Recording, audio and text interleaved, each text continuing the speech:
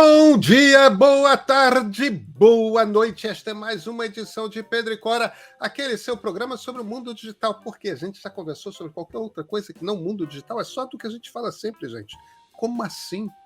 Pedro e Cora, toda terça-feira, toda quinta-feira, na sua plataforma favorita de podcast, ou então no canal de YouTube do Meio.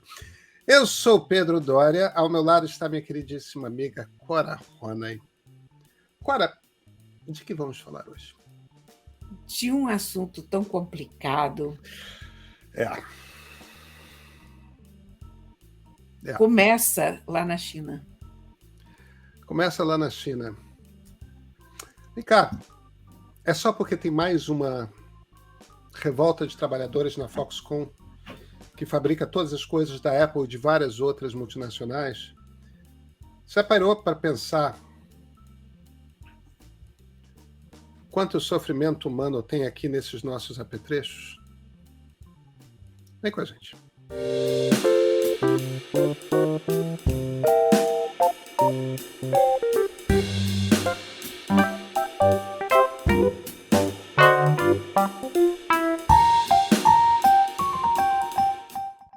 Cora Ronay. E a Foxconn, hein? Conta essa história. Pois é, Foxconn é a fábrica que faz todos os aparelhos da Apple, é a montadora de todos os produtos da Apple. Não só dos produtos da Apple, Foxconn, a principal fábrica da Foxconn, tem 200 mil funcionários, imagina o que é isso. E eles fazem de tudo, brinquedo, telefone, o que você imaginar, porque a China toda está estruturada em cima de grandes empresas, assim, né? A economia chinesa de exportação. E o que aconteceu essa semana, está acontecendo ainda nesse momento, é que você tem protestos enormes de operários da Foxconn nesse momento e têm sido reprimidos pela polícia chinesa e vídeos e fotos disso estão vazando para as redes sociais. É uma coisa muito esquisita a gente ver isso, porque a gente não está acostumado a ver protestos na China, né? E, enfim, e as informações ainda são um pouco vagas sobre o que teria ocasionado esses protestos. Há duas informações principais, que são as seguintes. Uma é uma queixa permanente da Foxconn sobre as condições de trabalho na fábrica. Os empregados da Foxconn trabalham e vivem na fábrica. Eles vivem em alojamentos. Então, você imagina aquele quarto pequeno com trocentas camas beliche e as pessoas deitadas ali. É um ambiente com zero privacidade, é um ambiente muito insalubre. É um ambiente tão desesperador que, no passado, já levou a uma onda de suicídios dos funcionários.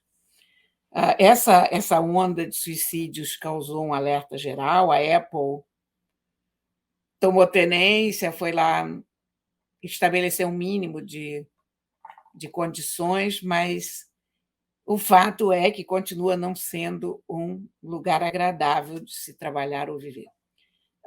Você soma isso o gerenciamento da Covid na China, que eu acho que é o único país que ainda está com aquela ideia de Covid zero e de lockdown absoluto e ninguém pode sair do lugar.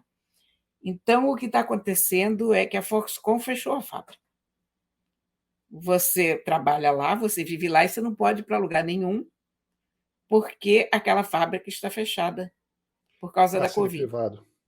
Cárcere privado, essencialmente, que protege os habitantes da cidade, onde a fábrica está situada, mas não protege os trabalhadores, porque entre si eles estão se contaminando também. Depois tem uma segunda causa, um segundo problema, que é o aumento da produção do iPhone. Cada vez que chega um modelo novo, aquela produção aumenta, eles têm que contratar gente temporária e tal. Dessa vez eles fizeram uns anúncios, a Foxconn fez uns anúncios muito atraentes, prometendo uma quantia de dinheiro muito razoável para a China por um contrato temporário de 2 meses.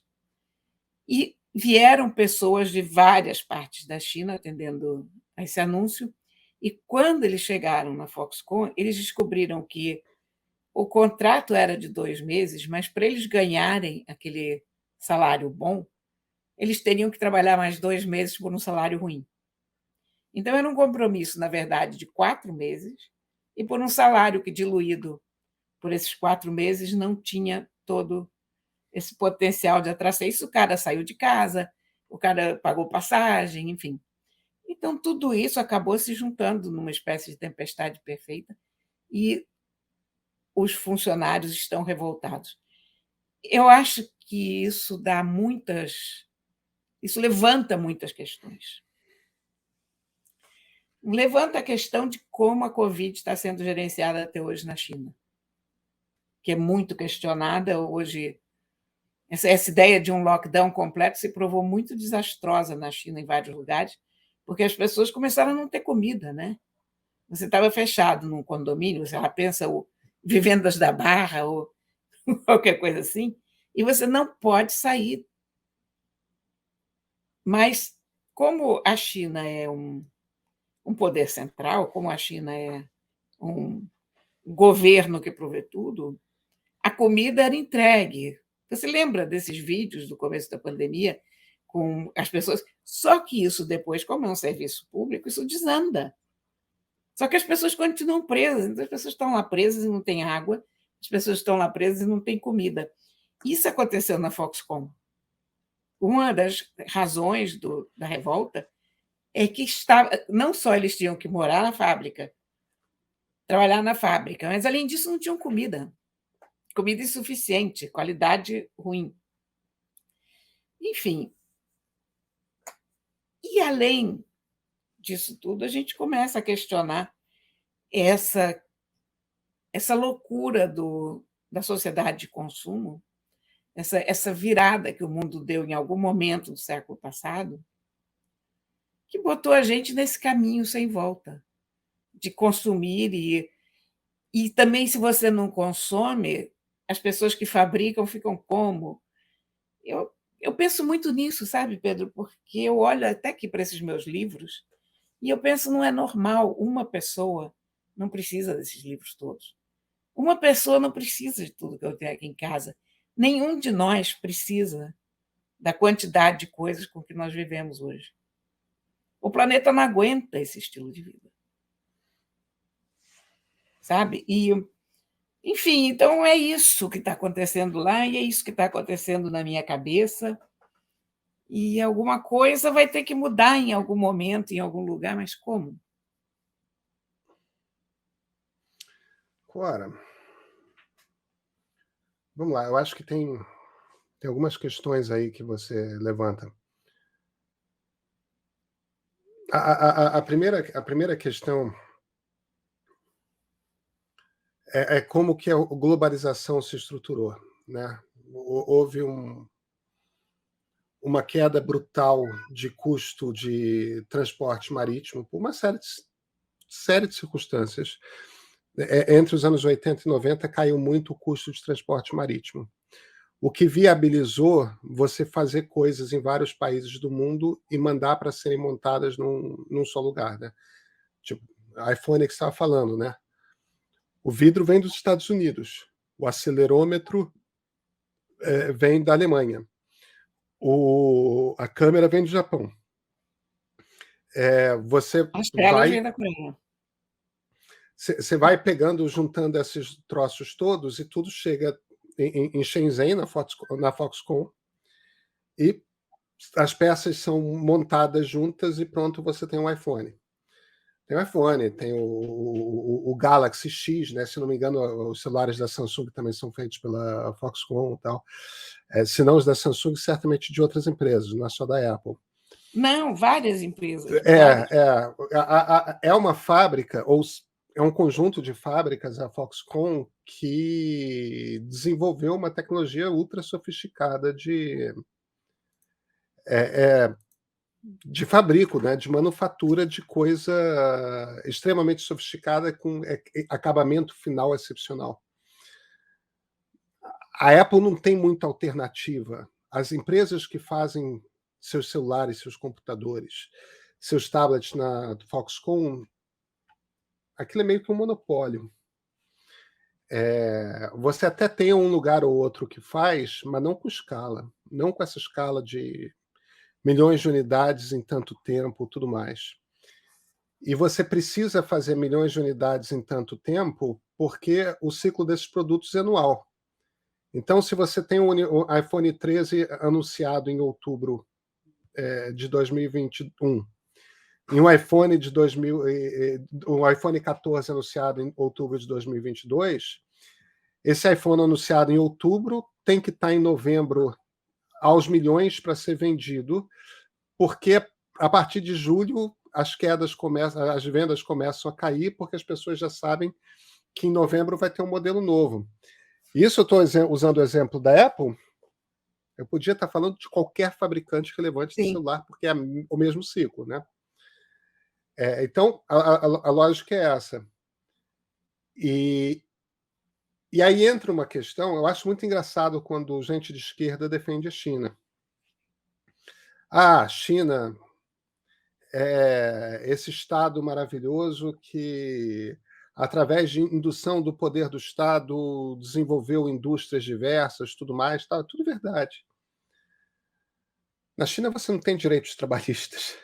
Na China você não tem previdência pública, você não tem seguro-desemprego. Você, tipo, vovô se aposentou, junta a família e paga a aposentadoria do vovô, paga uma grana para o vovô, bota o vovô dentro da sua casa. Entende? E espere que seus filhos façam o mesmo com você. Você não tem todo esse estado de bem-estar social que a Europa criou, que a América Latina criou, e que os Estados Unidos têm menos, mas tem alguma coisa, você não tem na China, você não tem na Coreia, você não tem no Vietnã não Japão, tem. no Vietnã, você não tem nenhum desses lugares. Então Tailândia você deve tem ter. umas. Aquela coisa de. Se você pensa em esquerda como gosta de um Estado grande, que induz a economia, que se mete em tudo, por esse lado, isso tem na China, tem mesmo. Agora, se você pensa do outro lado, que é as garantias de que todo mundo vai ter dignidade, que todo mundo vai ter. Não, tem. Aquilo é capitalismo selvagem mesmo. A China tem um tipo de capitalismo selvagem que a gente não tem no Ocidente. E é uma E coisa. sabe o que me assusta mais? É o seguinte: é que as pessoas vão para uma fábrica dessas, como a da Shenzhen, como a da Foxconn, e isso para elas é subir na vida. Porque as condições nas pequenas cidades de onde elas vêm são ainda piores. Então, uma pessoa acha que é bom negócio, que é uma vida melhor, você ir para uma fábrica em que você trabalha 10 horas por dia e em que você vai dormir na fábrica, num quarto com sei lá quantas outras pessoas. Você vai ter a sua liberdade controlada. Cada movimento seu é controlado, são câmeras filmando tudo o tempo todo. Agora, a verdade é que a mentalidade comunista é essa, né? Tipo, a diferença do Stalin é que o Stalin tinha menos tecnologia. É verdade. Mas a União Soviética do Stalin era. Você tinha polícia secreta vigiando os seus passos. Se É. você tivesse um comportamento esquisito, você trabalhava em lugares em que simplesmente o Estado te mandava trabalhar naquele lugar e você trabalhava que nem um condenado e ganhava pouco. E A você não podia diferença. estudar o que você queria, porque o que você ia estudar dependia de quem os seus pais eram e Isso, do que eles isso. tivessem feito na vida. E, do modo Isso. geral, os filhos de intelectuais eram mandados para as fazendas, porque eles não queriam os filhos de intelectuais estudando, e por aí vai. É um sistema horrível. A diferença é que a China descobriu uma coisa que a União Soviética nunca descobriu, né? Ela descobriu como trazer o capitalismo para o jogo e, portanto, assim usar esse poder ditatorial de total controle sobre a vida das pessoas para crescer economicamente. Como os comunistas soviéticos acreditavam numa economia 100% controlada pelo Estado e nada do setor privado, você não tinha... O Estado não tinha competência para... Eu preciso ter tanto de trigo, eu preciso ter... Você precisa botar um pouco de mercado para fazer com que a oferta e a demanda se equilibrem. Mas isso é capitalismo, isso não é democracia liberal. Né? Não. Então, eles fizeram um capitalismo sem democracia liberal. Eu não estou fazendo uma defesa aqui de que capitalismo na democracia liberal funcione. Não, tem... Imagina, tem trocentos problemas.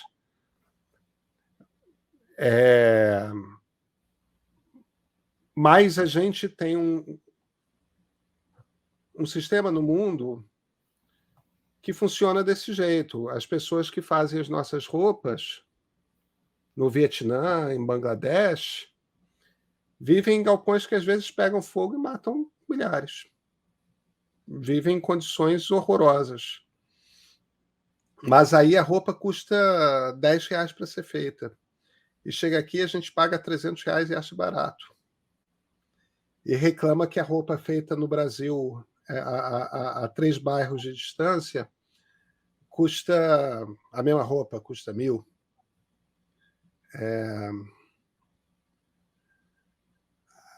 A diferença é quanto... O Brasil é um exemplo ruim, porque a carga tributária é tão absurda, porque os custos do trabalho... Aí é o contrário, né? O custo de um trabalhador é tão alto no Brasil para o empresário que ele tem que passar aquilo para o produto que ele faz. Não adianta. Ele tem que ter lucro. Então, ele tem que... Tudo que ele paga, ele tem que compensar no preço que ele cobra. Mas se você vai num lugar em que tem uma carga tributária mais bem distribuída, você sempre vai pagar por um produto local muito mais caro do que você vai pagar por esse produto se ele for feito na China. Ou no Vietnã. Né? Ou em Bangladesh, ou em tantos lugares. Né? Isso, Camboja. Mas né? olha, eu ando... E a questão, por que você está pagando barato? Porque aquelas pessoas não têm aposentadoria. Porque aquelas pessoas não têm seguro-desemprego. Porque aquelas pessoas, tudo elas pagam, e mesmo assim elas ganham um salário de miséria. É mão de obra escrava. Eu hesito em dizer que é mão de obra escrava, porque a gente vai para o Catar, onde foram construídos em tempo recorde, esses estados, e ali a gente viu de fato mão de obra escrava, né? Gente que foi traficada para lá e que não recebeu e que tinha chibata. Ali você vê uma circunstância que pessoas morrendo em obras e dane-se. Ali é Antigo Egito, né? Operário escravo construindo pirâmide no Antigo Egito. Então, isso é uma coisa. A China, eu não sei, eu acho que eu hesito em chamar de mão de obra escrava, mas são formas de escravidão diferentes. Não tem uma relação, não tem uma relação de dignidade no trabalho. É uma coisa, é uma violência. Olha, eu penso muito nisso sempre, sabe? Porque eu vivo na sociedade ocidental, eu vivo na sociedade de consumo. Caramba, eu escrevo sobre tecnologia, uso tecnologia, eu sei lá quantos telefones celulares eu já tive na vida, e computadores, e tablets, e a gente não precisa nem chegar na tecnologia, mas quantas blusas eu tenho e quantas calças e roupas, e você abre o armário e está aquele armário cheio, é aquela piada clássica, não tenho nada para vestir. E eu sempre me lembro daqueles relatos do Nordeste durante a seca, como o da Raquel de Queiroz no 15, das irmãs que tinham um vestido em casa e não podiam sair as 3 ao mesmo tempo, porque só tinha uma roupa em casa. A gente não consegue mais imaginar a realidade de um mundo antes da sociedade de consumo. Eu estava lendo sobre a antiguidade pós-romana, digamos assim, e uma das coisas curiosas que eu ainda estou lendo esse livro, o livro do Peter Brown, Late Antiquity.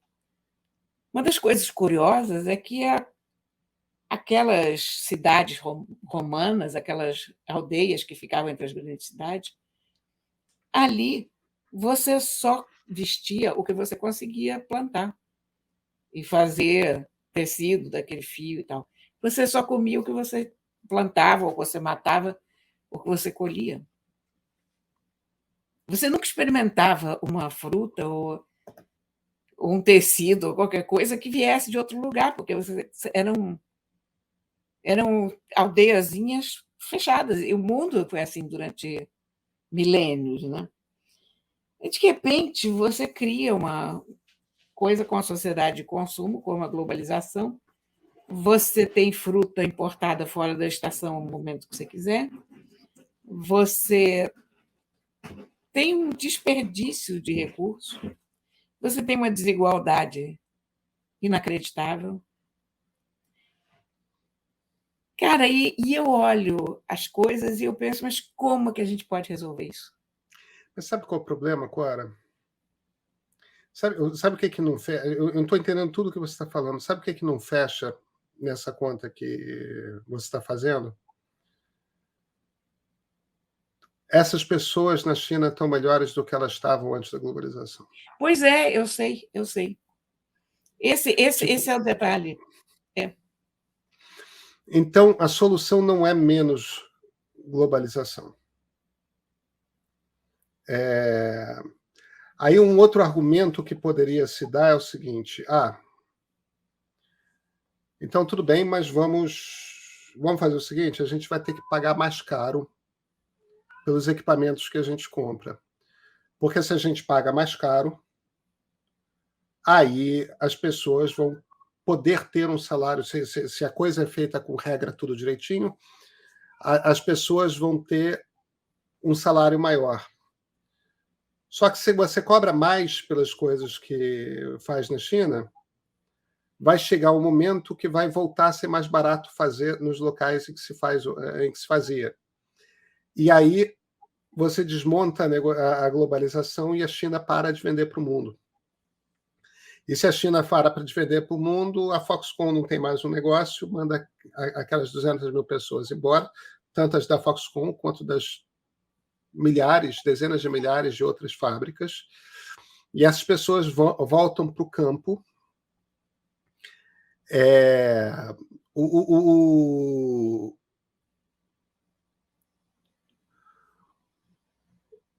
O ponto ao qual eu quero chegar é: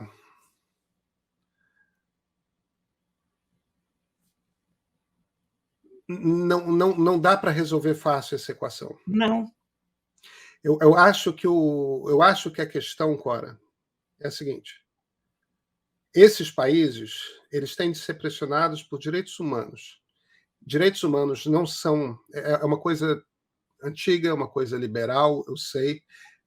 Tem gente comunista que diz que são valores ocidentais, que a gente fica tentando impor aos outros, que em outras culturas é diferente. Eu acho um argumento meio canalha. Eu acho um argumento meio canalha. Tem uma coisa que eu acho o argumento 100% canalha, mas tudo bem. Tem uma coisa que eu li num livro que me impressionou muitíssimo. Isso eu li há mais de 20 anos. É um livrinho que foi publicado, eu li em português, foi publicado, se não me engano, pela Companhia das Letras, chamado Em que creem aqueles que não creem.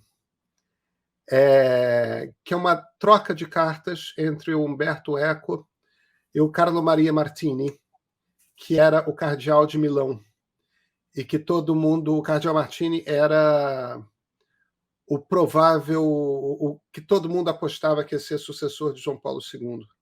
Acabou sendo Ratzinger. Mas era um intelectual muito sofisticado. O Martini, acho que já morreu. Mas o Eco e o Martini se adoravam. O Eco era um ateu, o Martini um católico, Evidentemente não. candidato papabili. É. E eles trocam cartas sobre suas crenças mais pessoais. E num determinado momento, o Martini se vira e fala: a coisa que eu não consigo entender é de onde vem a ética de um ateu. Porque a minha ética nasce da bondade de Deus e faz um argumento, a partir daí, um argumento religioso, em que ele não consegue conceber a ideia de ética desconectando da crença que ele tem de que existe Deus. E tudo bem, e o Eco dá uma resposta que ele escrevendo é muito mais simpático do que qualquer coisa que eu vou, tendo lido 20 anos atrás, vou conseguir citar, mas o que ele diz, em essência, é o seguinte: bem, a minha ética nasce do meu corpo, porque eu sei o que é ter fome, eu sei o que é ser privado de poder ir para onde eu quero ir, eu sei o que é dor física quando batem em mim, eu sei todas essas coisas. Então a minha ética nasce do meu corpo. Eu entendo essas coisas todas. A partir do momento que eu entendo essas coisas todas, eu sei o sofrimento que essas coisas trazem.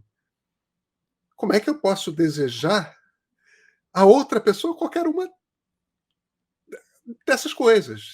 É daí que nasce a ética. Eu não preciso de um Deus. Eu preciso de mim. É isso mesmo. É da experiência de ser humano que nasce. E isso é direitos humanos. Então, todas essas questões sobre as quais a gente está falando, entendeu? O salário de fome, ser obrigado a dormir num dormitório com pessoas com as quais você não tem nenhum tipo de intimidade, todas essas coisas são, em essência, um problema de direitos humanos. E isso é um problema de regulação que a China tem que... A China tem que resolver a questão dos direitos humanos no seu país. Entendeu? Todos esses países têm de resolver essas questões. Você não vai resolver a questão do welfare state, né? Aquilo que o Estado dá para a pessoa, aquilo que é obrigação do Estado e aquilo que é obrigação da pessoa. Isso você não vai resolver.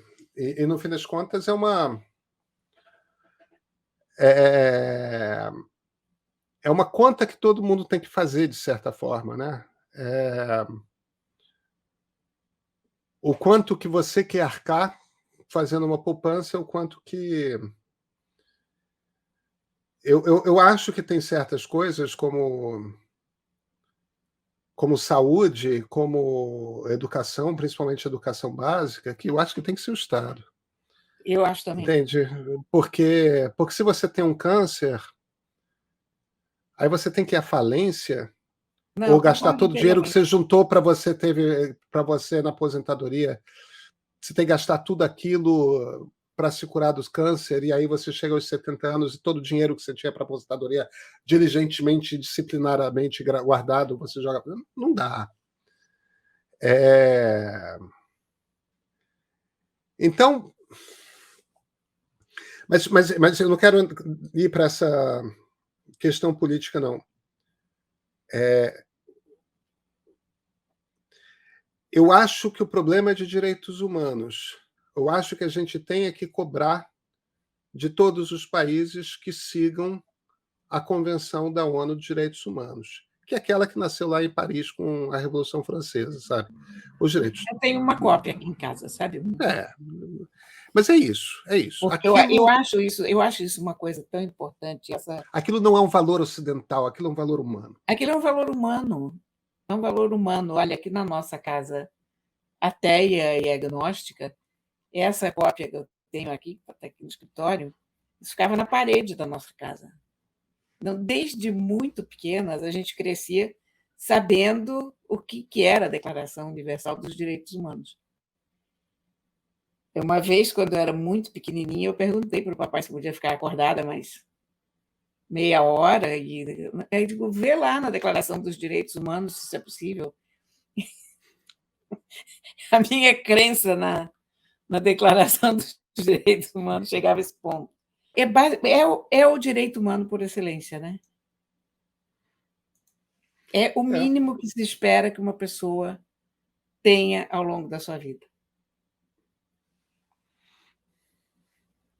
Eu acho que as empresas ocidentais que contratam as fábricas em todos os lugares, elas têm uma responsabilidade enorme. Nisso eu concordo com você. Todas as empresas precisam cobrar da Foxconn. E agora, é uma cobrança. Porque não adianta, né? Quantas vezes a gente já não leu? Apple cobra da Foxconn, a Fox manda a delegação para a Foxconn.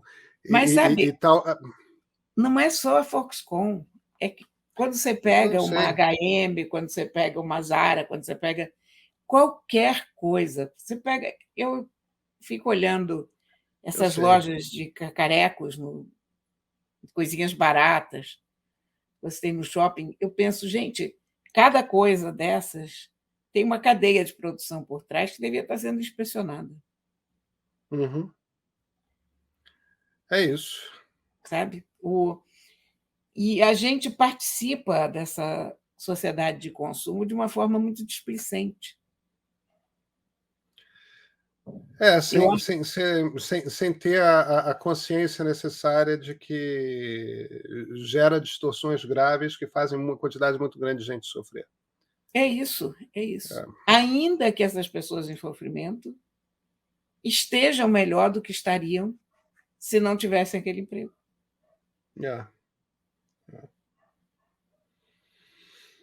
É um problema muito difícil, muito difícil. Eu começo a pensar nisso, vai me dando uma angústia, porque eu não vejo solução, e, aliás, nem eu nem ninguém. Porque o mundo entrou num loop que, ok, eu não preciso desses livros todos. A hora que eu deixo de ter o livro, o que acontece? Repara, tem uma pessoa que escreveu, foi para uma editora, foi publicado, foi vendido pela livraria, foi transportado pela transportadora. Então, não quero mais isso. E aí? E esses empregos todos? Pois é. Vou viver como uma seta. Vamos ter quantos bilhões de setas no mundo? Também não é uma solução, né? Não. Nos vemos na segunda, Cora? Desculpa, na terça? Nos vemos na terça. Nos vemos na terça, então.